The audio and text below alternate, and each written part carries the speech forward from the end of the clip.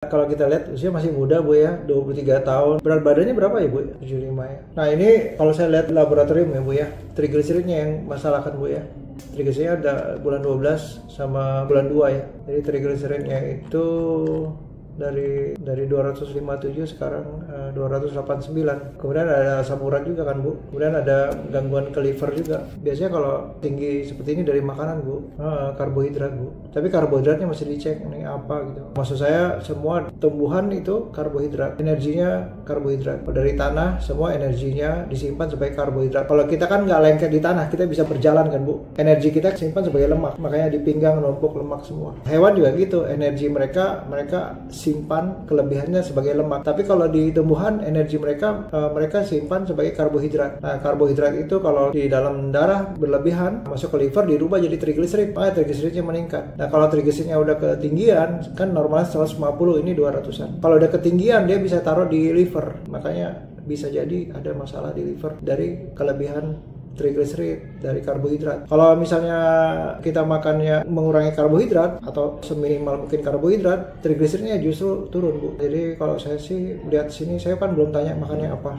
Tapi kalau saya lihat dari laboratorium itu karbohidrat, dan karbohidratnya mesti dicek apakah nasi, mie, roti atau gula-gula, itu gula juga karbohidrat. Dan buah-buahan mesti dicek. Nah, kalau trigliserid lebih, dia nanti jadinya asam urat. Lemak itu kan kita bisa bikin sendiri Bu. Maksudnya kalau misalnya saya makan nasi direbus, mie direbus gitu, nggak pakai minyak sama sekali. Kalau kelebihan juga bisa jadi lemak juga di badan. Karena semua kelebihan energi di tubuh kita itu dirubah jadi lemak. Jadi kalau saya ngelihat ini Bu, saran saya serendah mungkin karbohidrat.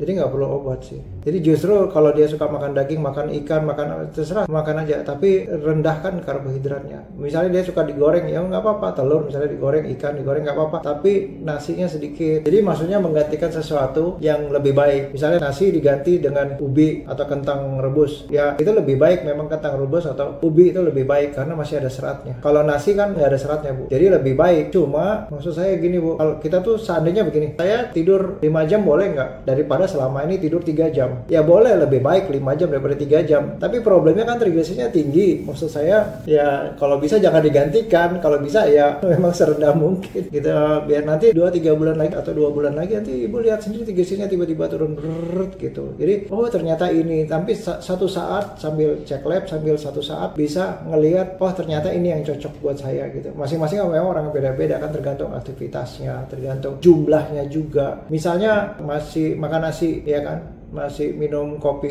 manis misalnya, tapi dia rajin puasa, bisa aja nggak makan pagi, nggak makan siang, cuma makan sekali sehari, masih pakai nasi, labnya juga bagus. Bisa jadi dia rajin olahraga, bisa jadi. Tapi kalau sekarang ini kan menurut saya udah tinggi gitu, udahlah stop aja dulu, nanti pelan-pelan kalau udah bagus mulai nakal-nakal dikit sampai tercapai satu keseimbangan, oh ternyata begini. Tapi kalau misalnya udah terbiasa, oh saya terbiasa makan cuma ikan, telur, misalnya daging, ikan, telur, daging, misalnya kan tanpa buah juga nggak apa-apa, karena udah dapat protein, udah dapat lemak, udah dapat vitamin dari makanan-makanan itu gitu. Vitamin kan sebenarnya nggak banyak, kebutuhan kita sedikit, mineral juga sedikit, kebutuhan kita nggak banyak. Jadi kalau orang yang sedang demam, covid gitu ya, dia butuh vitamin tuh antioksidan. Tapi kalau misalnya kita sehat-sehat aja, sebenarnya kita nggak terlalu butuh yang seperti itu gitu. Kalau misalnya kita kurang tidur ya, jadi butuh antioksidan, jadi perlu vitamin. Jadi maksud saya kalau bisa serendah mungkin, tapi memang agak susah Bu kalau udah terbiasa. Makanya porsi dalam piring itu banyakin sumber dari hewan. Kalau memang kepengen makan karbohidrat, itu terakhir, porsi terakhir. Supaya apa? Kalau dari awal Bu, duluan habis nanti karbohidratnya. Tapi yang lain dulu, harapannya supaya lebih penuh, lebih kenyang, lebih penuh perutnya. Jadi yang pengen banget misalnya nasi misalnya atau mie 2 sendok misalnya, terakhir, jadi udah penuh duluan. Itu cara-caranya sih. Karena dari bumbu-bumbunya Bu, sebenarnya kadang kita masukin karbohidrat kan Bu. Ikan ada kasih kecap sedikit, kasih apa, kadang sebenarnya udah ada karbohidrat. Jadi kalau saya sih sarankan itu Bu. Nanti trigliseridnya turun, asam uratnya turun, fungsi livernya lebih bagus.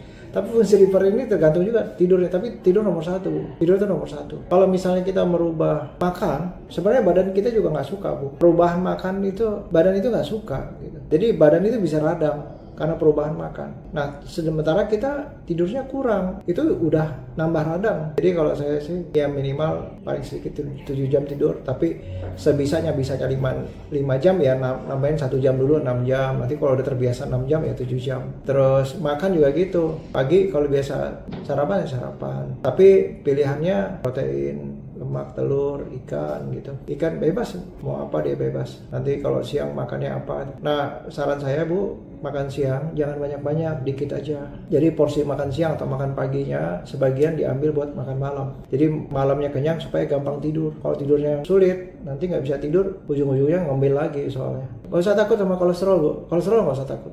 Kalau saya lihat begini, trigliseridnya naik, kolesterol juga naik. Nanti kalau trigliseridnya turun, kolesterol belum tentu turun. Tapi yang penting trigliseridnya sama HDL. Ini HDL-nya bagus ya Bu ya. Nah kalau LED, laju endap darah ini bisa dari makanan, bisa juga dari overaktivitas. Kita nggak tahu nih. Kalau misalnya problemnya di dua-duanya ya, baiknya dua-duanya diperbaiki. Tapi saya nggak sarankan puasa, karena puasa itu pada saat perubahan ini ya Bu, maksud saya. Pada saat perubahan ini tidak langsung puasa gitu, itu bikin nggak makan nasi, nggak makan mie, nggak makan roti, atau minum yang manis-manis saja. Kadang-kadang bikin brain fog, apalagi beliau kan kerja. Kok kayak susah mikir gitu karena belum dapat gula gitu Bu, karbohidrat.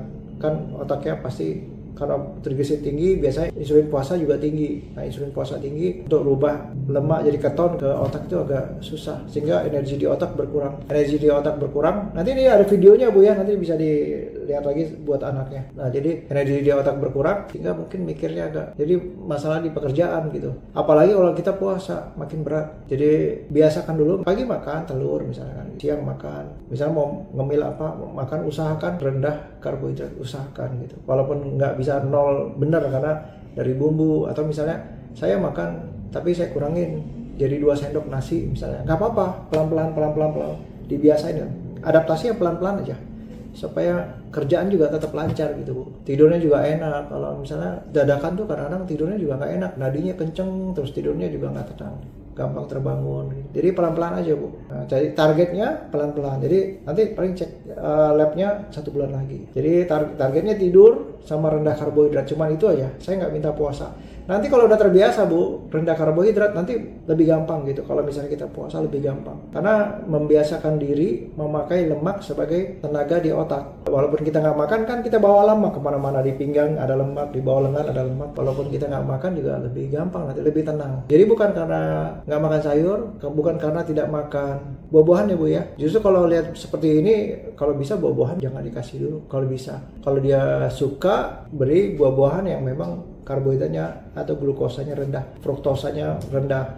Kalau dia suka, tapi kalau dia nggak suka ya bagus. Ibu nggak usah mikirin pakai buah apa, nggak usah. Karena buah itu penyumbang trigliserid juga kalau banyak. Nah, maksud saya banyak itu tergantung aktivitasnya, jumlahnya satu hari itu kita makan karbohidrat berapa, makan nasi, terus makan sayur, terus nanti makan ikan tapi pakai kecap, pakai bumbu, ya kan? Itu gula semua. Terus kita makan buah lagi, udah karbo semua. 70-80% karbo gitu. Sementara bisa orang lain bisa, tapi dia mungkin olahraganya mungkin sehingga kepake juga. Tapi kalau olahraga itu sumber stres maksud saya gitu Bu. Kalau nggak biasa puasa, olahraga itu stres. Sama bekerja begadang itu stres buat tubuh. Jadi apa dulu gitu? Tidur dulu supaya sehat, ya kan? Tidurnya sama makannya rendah karbohidrat. Jadi tetap makan, jangan dikasih puasa, jangan suruh olahraga dulu. Badan stres. Nanti kalau udah biasa, udah bagus, baru mulai puasa gitu. Tapi tergantung ya Bu ya, anaknya pengennya apa gitu. Targetnya apa, berat badan kah? Kalau misalnya kita usia yang seperti saya kan, usia berpikir autofagi, makanya ada puasa autofagi. Nah tapi kalau anak muda mungkin berpikirnya, oh saya bentuk otot, beda lagi gitu. Targetnya beda gitu. Tapi saran saya pelan-pelan aja, pelan-pelan, rendah karbohidrat, sama tidur. Jadi diatur supaya pagi makan sedikit, siang makan sedikit, malamnya makan banyak. Misalnya habis maghrib pulang kerja misalnya, malam banyakin lauk aja Bu. Banyakin lauk. Jadi gini Bu, energi kita itu kan sebenarnya ada hormon yang ngatur namanya kortisol. Kortisol itu hormon stres. Jadi kita buat berpikir, olahraga, aktivitas, nah itu kortisol. Nah kortisolnya udah habis dari kerjaan kali Bu. Oh, jadi walaupun dia punya energi, punya lemak di badan, tapi nggak bisa dipakai karena hormon stresnya udah mulai turun. Nah, kortisol kita mau pakai buat apa? Buat olahraga, buat kerjaan. Nah, itu tinggal kita bagi. Nah, sekarang ini tadi Bu, pada saat kita ubah, itu tadi kortisol hormon stres. Kalau ketinggian bisa hipertensi, bisa masalah ginjal, bisa liver juga masalah kalau kortisolnya ketinggian. Jadi kita mesti seimbangkan stres sama rileksnya. Padahal nanti begitu rubah pola makan aja badannya udah stres Bu. Menurut saya jangan pakai olahraga dulu, kecuali udah terbiasa. Oh, saya terbiasa kok nggak sarapan, tapi dokter suruh sarapan. Ya nggak usah sarapan lagi kalau udah terbiasa nggak sarapan, puasa pagi misalkan gitu. Maksud saya pelan-pelan, nanti kalau udah, terbiasa rendah karbohidrat, tidurnya udah enak, ya kan? Baru tambah stres lagi Bu. Ini stresnya tinggi, badannya lagi stres sekarang. Terus kita tambahin stres lagi dengan cara ubah makan, makin stres. Jadi mesti diseimbangkan, relax tuh. Nanti kalau misalnya udah enak, seger, bangun pagi enak, kalau makan udah terbiasa, udah nggak pusing, udah pokoknya enak aja, makan nggak ada masalah, berat badan enak, baru bikin stres lagi, stresnya puasa, olahraga gitu. Dan mulai pertama kali olahraga itu badan stres juga, nanti butuh terbiasa lagi gitu, maksudnya seimbangkan. Misalnya saya angkat 10 kilo sakit gitu, berarti saya belum terbiasa dengan 10 kilo. Tapi orang lain mungkin 10 kilo nggak ada rasanya, dia bilang gitu. Jadi badannya udah terbiasa dengan stres seperti itu gitu. Jangan double gitu. Mesti istirahatkan dulu. Nanti kalau udah terbiasa baru naik gitu. Jadi kalau saya sih mungkin perjuangan pertama yang ini perjuangannya yaitu membiasakan makan rendah karbohidrat. Itu dulu perjuangannya. Kalau udah terbiasa udah enak gitu kan. Baru tambahin stres yang lain. Jadi nggak double Bu, kasihan Bu kalau double stres. Nanti malah nggak bisa tidur, nadinya kenceng terus. Oke Bu, ada lagi Bu? Ya paling yang kalau Ibu periksa mungkin lipid profile aja, kalau nggak mau periksa fungsi hati ya. Nah tadi, di mana ditempatkan karbohidrat? Kalau pengen banget karbohidrat, misalnya kan gitu, pengen nasi banget, oke lah.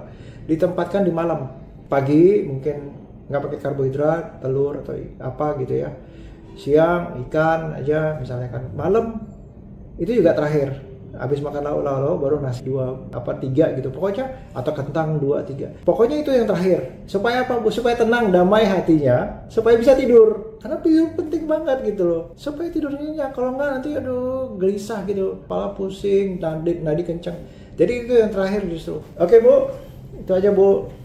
Salam buat anaknya. Assalamualaikum warahmatullahi wabarakatuh. Terima kasih Bu.